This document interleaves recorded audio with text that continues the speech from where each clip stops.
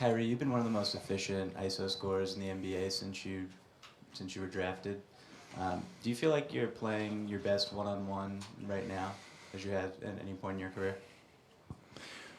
I just think I'm seeing the floor a lot better than I was in my younger years, or previously before we had the team that we have now. There's a lot more spacing, understanding where teams are coming from to double team or come over and help, and just watching a lot of film. And just dedicating myself to the game, not cheating it, not trying to skip any steps, understanding that, every game that I get a chance to go out there and play, it's a chance for me to continually get better, dominate in any facet of the game, and as well as lead my team and do whatever it takes. So that fearless attitude that I have, is now, definitely putting me in a position to be successful out there on the floor. But none of that happens without the teammates that I have and the unbelievable selflessness that they have. That selfless nature allows me to be who I am truly. So just grateful for that.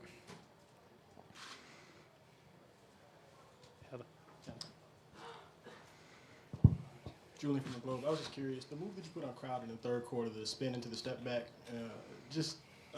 can you describe how you put that sequence together and just where does that come from?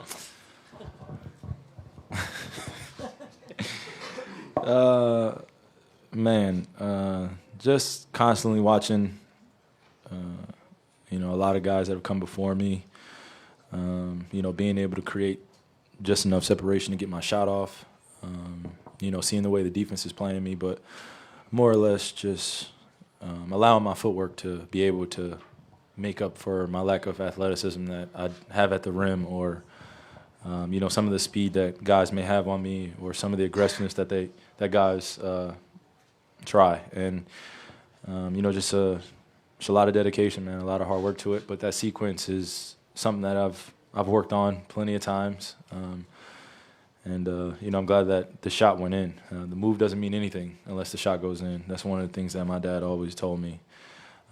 You could have a $5 million move, but if you have a 1 cent finish, then who cares? So the importance is utilizing the moves at the right time, and just seeing the weak side action, and just having your head on a swivel and just being complete, especially in those situations. Down front.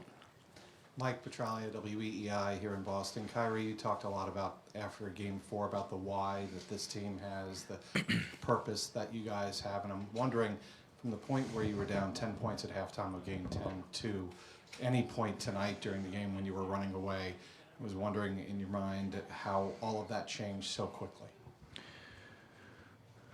Well, in Game 3, I knew that if we kept it within 10,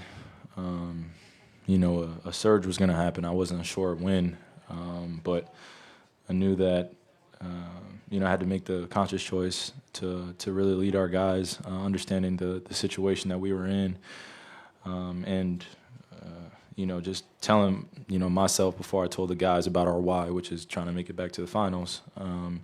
We cannot come back to Boston 2-2. That's one thing that can't happen for us. We cannot come back here 2-2 and then we're on an even playing field.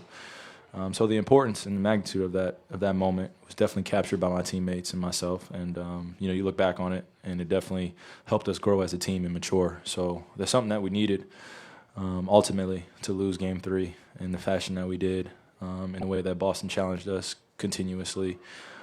We needed all that to propel us to this moment.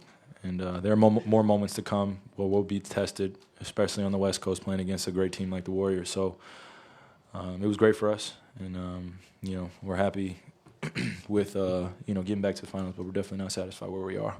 Mark. Kyrie, Mark D'Amico, Celtics.com. First and foremost, congratulations on getting back to the finals. And secondly, you just touched on the challenge that the Celtics did present to you guys. Can you just speak, now that the series is over, on what takeaways you have from your opponent? I mean, well, you have to commend them for accomplishing what they did, especially in the regular season. I mean, the goals that they set, they were definitely challenging us, and it made the league turn for a little bit. Just 1 versus 2, 2-1, and who's going to get first place, and who's actually ready for the playoffs, and that makes basketball exciting. That makes the league exciting. In the fashion that they were playing basketball was at such a high level.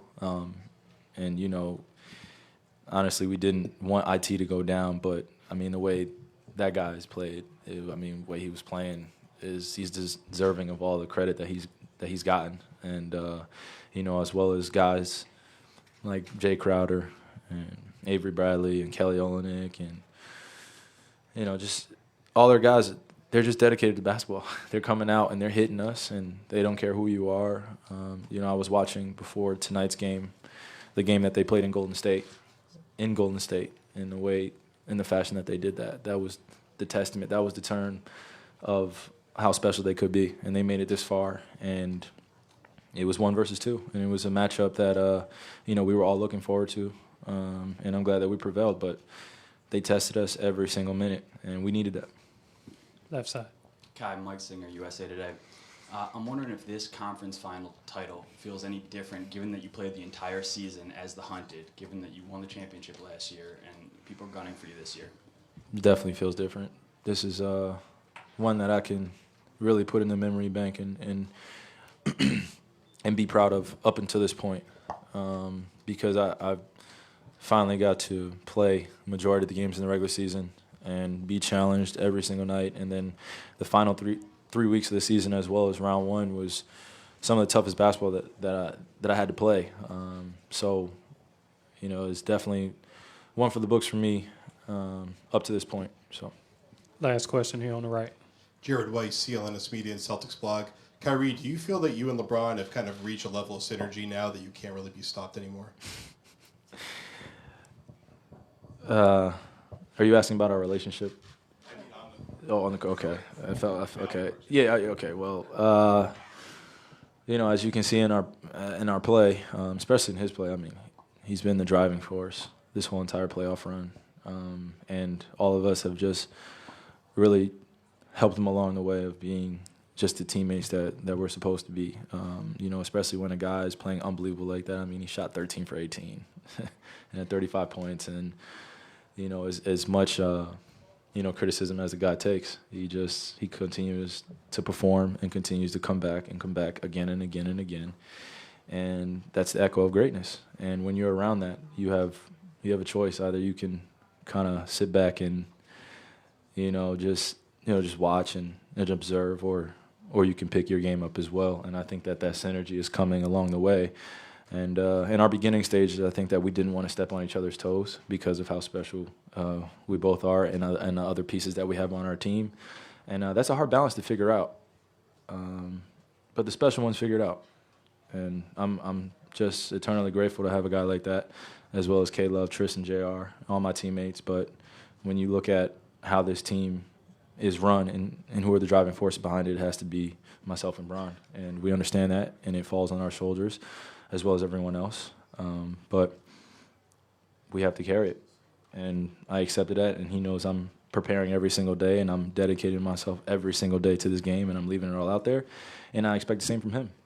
So when you get to that level of trust, and you allow you allow someone to come into, you know, a friendship that extends well off the court, and you understand how great this era can be if we are selfless to the point where we don't think about anything else except for the greatness of our team and what we can accomplish. So we stay in that moment. We're very special. So. All right, thanks.